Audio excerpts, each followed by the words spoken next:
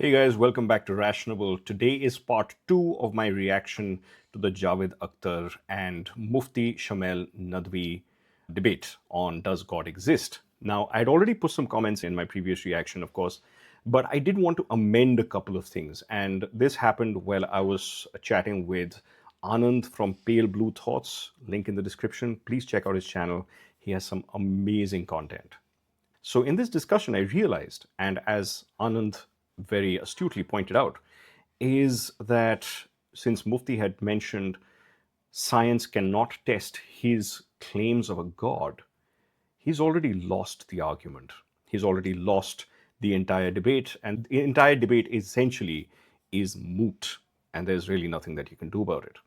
The second part I wanted to mention was that I had mentioned that it is a good strategy for a person to predict their opponent's arguments before they are made and counter them before they can be spoken. Now, this is a very high risk, high reward debate strategy. And please, I'm no expert on debating. I am just telling you about what I've learned from all the debates that I've watched. Sometimes they can pay off really well. Unfortunately, on this occasion, Mufti had managed to do it in such a way that he actually ended up strawmanning a lot of the arguments that he predicted Javed Akhtar would make, but Javed Akhtar did not make. So, therefore, that kind of fell flat on its face. Today, let's move on and listen to Javed Akhtar's opening remarks and see what we can learn from what was said. Here we go.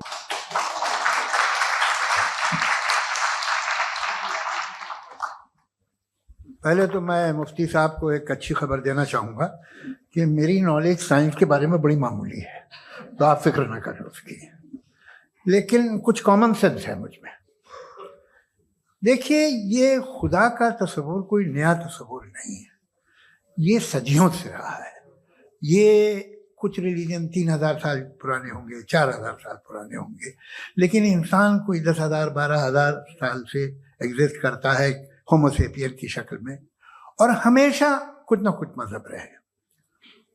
ये मजहब जाहिलों के नहीं थे, ये मजहब एक ऐसी Greek society के थे जहाँ बड़े बड़े फिलोसफर पैदा हुए। ये मजहब इजिप्शियंस के थे जिन्होंने पिरामिड्स बनाए थे। ये रोमन्स के थे कि जिनका आर्किटेक्चर और सेनेट यानी पहली बुनियाद डेमोक्रेसी की, लिमिटेड थी मगर डेमोक्रेसी थी, ये उन लोगों ने किए थे। तो इनका जो जुपिटर था, रा था, ज़्यूस था, उन्हें उस पर इतना ही एतमाद था जितना आज किसी मजहबी आदमी को अपने खुदा पे होगा। क्रिश्चियनिटी आने से पहले यूरोप में एक मजहब था, जर्मेनिक रिलीजन।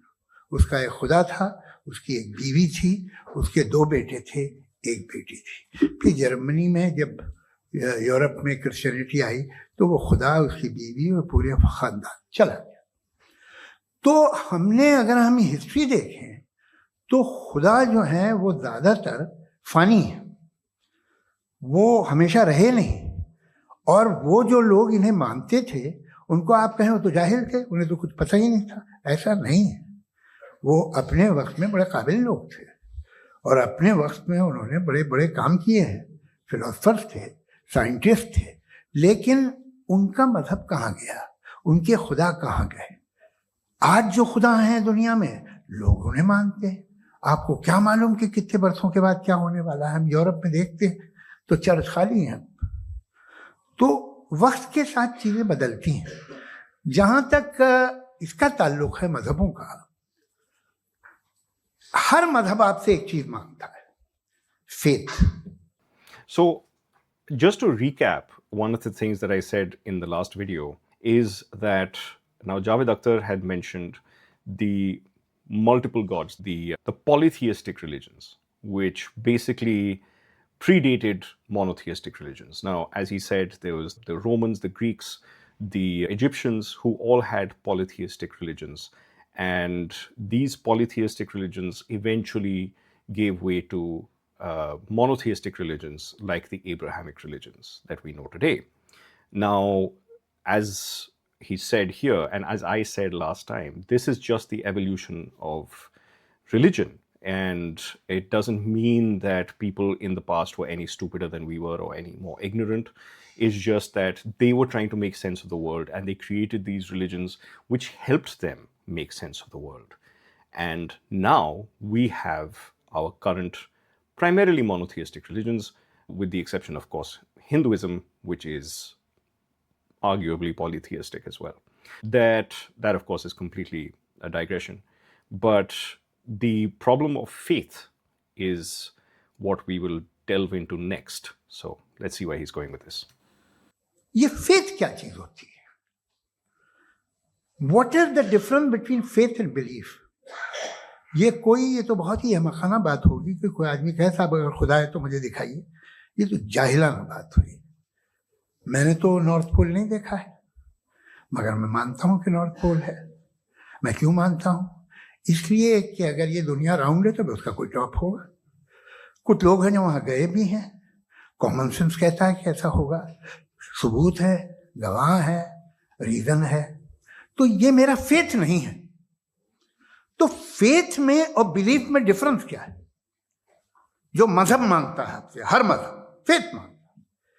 फेथ का मतलब ये है कि ना कोई गवाह हो, ना कोई सबूत हो, ना कोई रैशनल हो, ना कोई लॉजिक हो, ना कोई प्रूफ हो, मगर तुम एक बात को मानो. ये है फेथ. वरना बिलीफ होता. अगर इसमें कुछ भी सबूत होते, गवाह होते, तो फिर इसे आप बिलीफ कहते हैं. जैसे मेरा बिलीफ है कि नॉर्थ पोल है, मेरा फेथ थोड़ी है. फेथ इन तमाम शर्तों को रद्द करता है. तो फिर स्टुपिडिटी क्या है? अगर मैं एक बात ऐसी मानूं जिसकी ना कोई लॉजिक है, ना कोई रैशनल है, ना कोई प्रूफ है, ना कोई गवाह है, ना कोई सबूत है, और मैं उसे मानूं, तो ये स्टुपिडिटी हुई. इसे ही भाई कल को मैं यकीन कर लूं कि एलॉन मस्क जो है मेरा भाई है, तो मुझे इंतहाई खुशी होगी, सुकून भी बहुत मिलेगा मुझे. लेकिन और कहे भाई क्यों मानते हो, क्या सबूत है? भाई वो तो अमेरिकन है और तुम तो इंडियन हो, वो तो नस्ल अलग है, तुम्हें कभी मिले भी नहीं. साहब देखिए मेरा फेथ है, इस पे बात ना किया. फेथ का मतलब ही यह है कि आप प्रूव नहीं कर सकते. अगर आप प्रूव कर सकते हो तो फेथ की जरूरत ही नहीं. फिर तो आप बात करेंगे, आप कितनी बहस कर लीजिए. अल्टीमेटली दुनिया का हर मजहब फेथ पे टिका है. और फेथ का मतलब है एक ऐसा यकीन जिसका कोई सबूत, कोई गवाह, कोई रैशनल नहीं. That's exactly it. Faith is the belief that has absolutely no evidence to support it. And knowledge, however, is the belief that has evidence to support it. Now, he has mentioned it, of course, equated it to stupidity, which he makes a good point to a certain extent. But the thing is, of course, a lot of people who believe in a god or gods basically have been indoctrinated at childhood, and they didn't know any better at that point of time because their parents or peers or church-going members or other people from their religious group had basically supported this belief system and brought them up in it. So therefore, this is often a belief, the theistic belief is often one that resides in a completely different part of your mind, where it is completely unchallenged by any other perspective of reality that you may have. You could believe in a lot of other things, but you would always look for evidence to support those things. With faith, you don't need it and you don't ask for it, and nobody questions it. Here we go. अब आप ये कहें, क्या आप ये क्यों कह रहे हैं कि साहब ये कायनात किसने बनाई? कमाल ये है कि आपने बताया कि एक आइलैंड पे गए और एक बॉल देखी. आपने ये नहीं कहा कि आइलैंड किसने बनाया. आपको सिर्फ बॉल पे हैरत हुई. हमने आइलैंड पे हमने हैरत नहीं की. होते हैं आइलैंड. इसी तरह ये आइलैंड है, सितारे, ये गैलेक्सीज, ये सब आइलैंड हैं, खला में. हम उन्हें टेकन फॉर ग्रांटेड लेते हैं. हम पूछते नहीं किसने बनाए. आपने जजीरे के बारे में भी नहीं पूछा है. मेरी पैदाइश कैसे हुई? क्या मैं प्लान पैदा हुआ था? I was plan to be born. या एक लकी स्पर्म था जो किसी एग से चिपक गया। मेरी पैदाइश random random. Okay, I think over at this point of time, like Javed Akhtar could have gone down a very different path and followed that plastic ball analogy and really run with it. But he's digressed a little bit at this point of time. But he does make a very good point, which is basically you've mentioned the ball sitting on a beach on an island, but you haven't mentioned who made the island. And that is a very good point indeed. Let's move on and see where he goes with this. और इंसाफ जिसे आप कहते हैं, इंसाफ का तो nature से कोई वास्ता ही नहीं। जो आप कहते हैं कि एक दिन इंसाफ मिलेगा, insaaf is a human concept. Nature में कोई इंसाफ नहीं।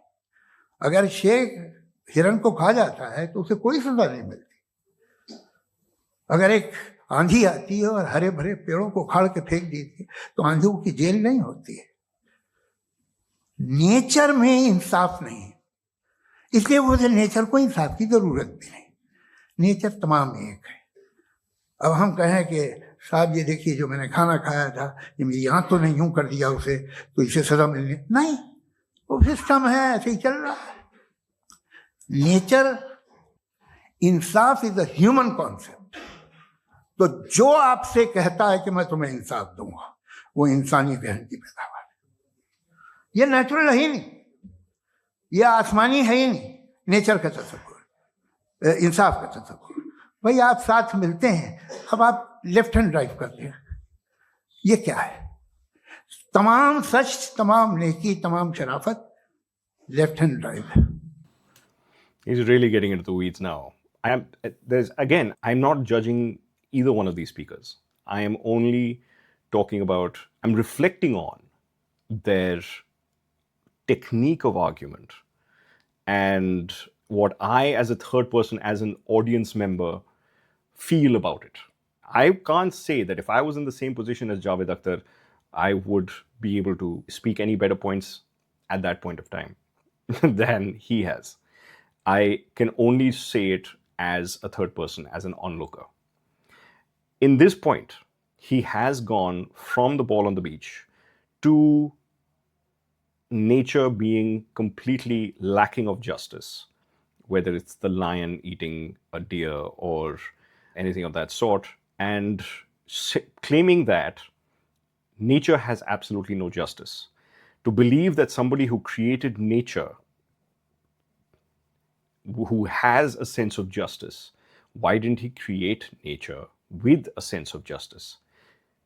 Nature has no concept of justice, and yet we are claiming that there is a God, a necessary being that is the executor of justice, and yet nature doesn't have it. That is a very significant thing to think about. That is a very interesting perspective that one has to consider if you're claiming a necessary being. But unfortunately, in this debate, it has gone a little awry. I think that the point that he's been trying to make has been lost a little bit. Let's move on, see what he has to say about the left-hand drive.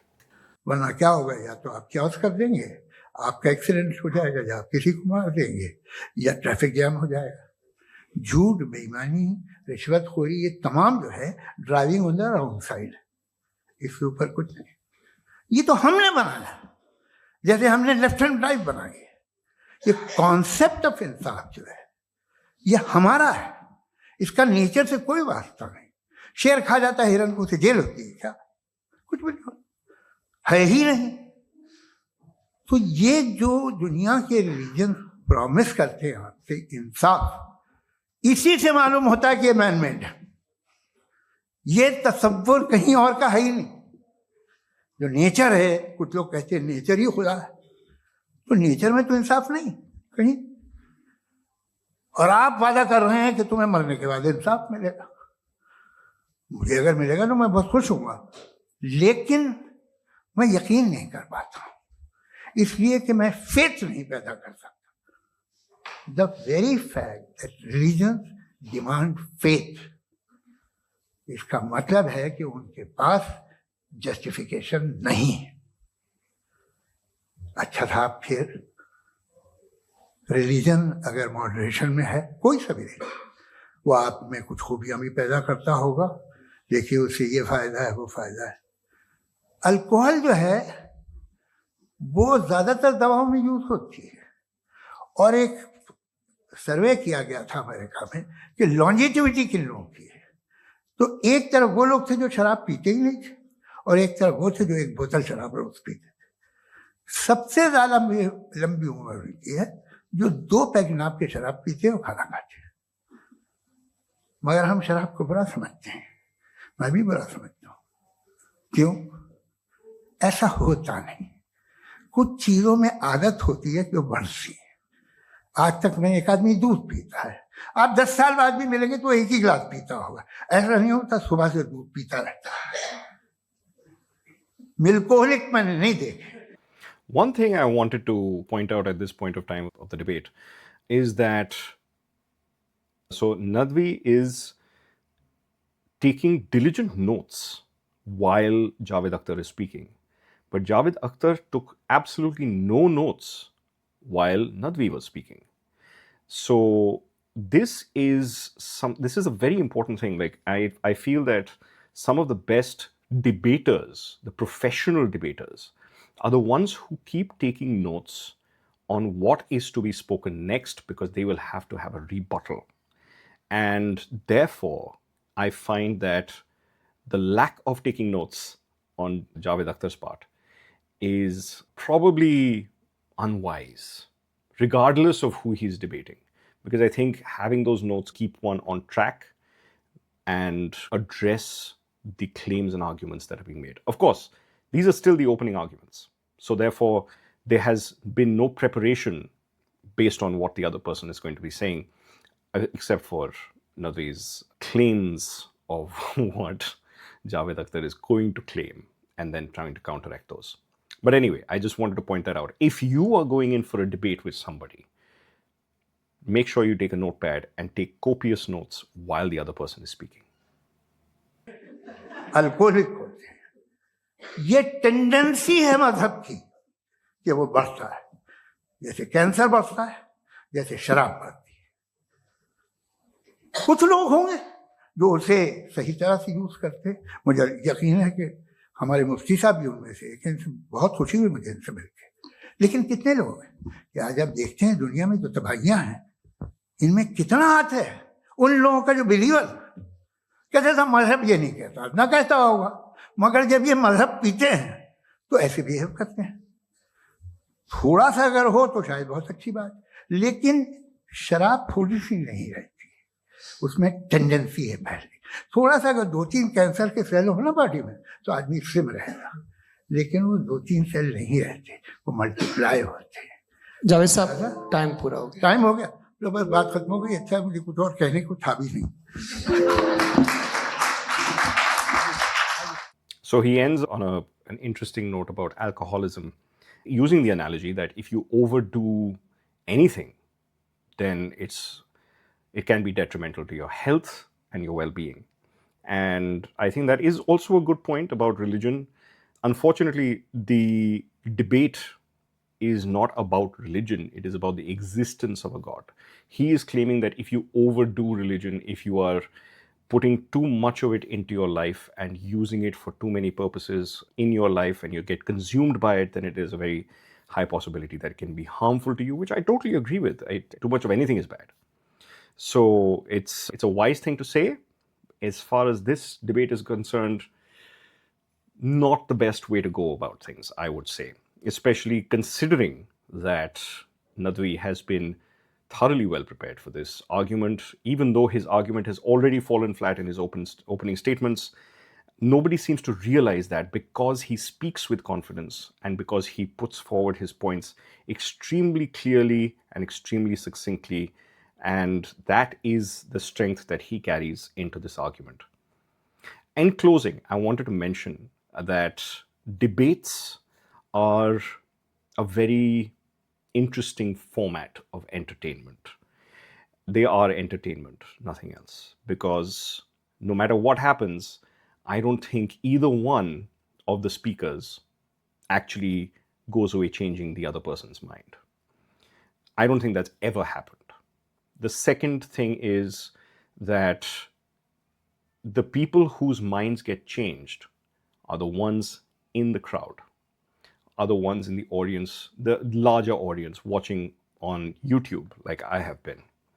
And this is where our most important insights can come from. So, by watching these debates, we can learn the arguments for and against a certain claim, and we can educate ourselves on that. And then we can continue having debates with our friends and families, and we can discuss these debates with people and get a better understanding of our own belief systems, our own forms of argument, and what went right and what went wrong. There will be another episode where I will start going into the arguments and rebuttals section of this debate, because I want to keep these bite sized and relatively easier to consume. And of course, sitting for maybe 3 or 4 hours and recording one long video is not something I'm capable of at this point of time. But yeah, I will see you next time as we go into the next section of this debate. If you liked this, if you liked what I had to say about it, then please give this video a like. Share it with your friends and family if you have people who are trying to understand this better. I hope my perspective helps. And do subscribe. And I'm on Patreon at Rationable. You can join the channel, become a channel member, and support the channel that way. I would greatly appreciate that. That would be amazing. And of course, we'll see you next time. Until then, stay rationable. See ya.